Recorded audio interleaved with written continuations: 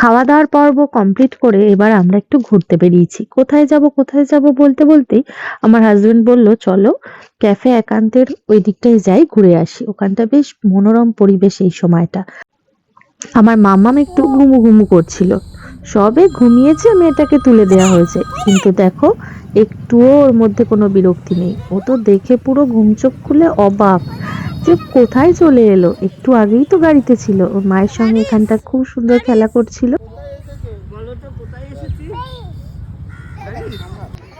মামাম কিন্তু বাড়ির বাইরে বেরালে একটুও জ্বালায় না, দেখো একা একা আপন মনে খেলে বেড়ায়, আর সবাইকে সব প্রশ্নের উত্তর দেয়। রাস্তায় যতজনই ওকে দেখে আদর করতে যায় না কেন, ও সবাইকে কিন্তু হাসি মুখে উত্তর দেয়।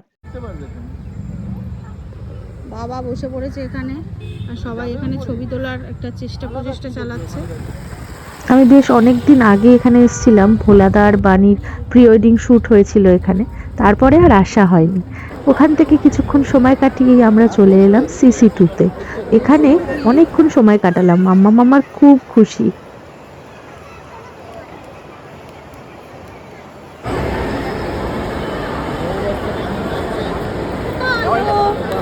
ভালো।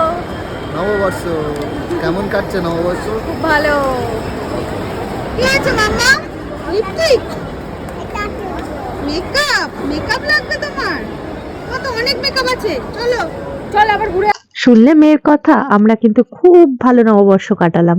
তোমাদের কেমন কাটলো সবার নববর্ষ অবশ্যই কমেন্ট করে জানিও। আজকের মতো টাটা।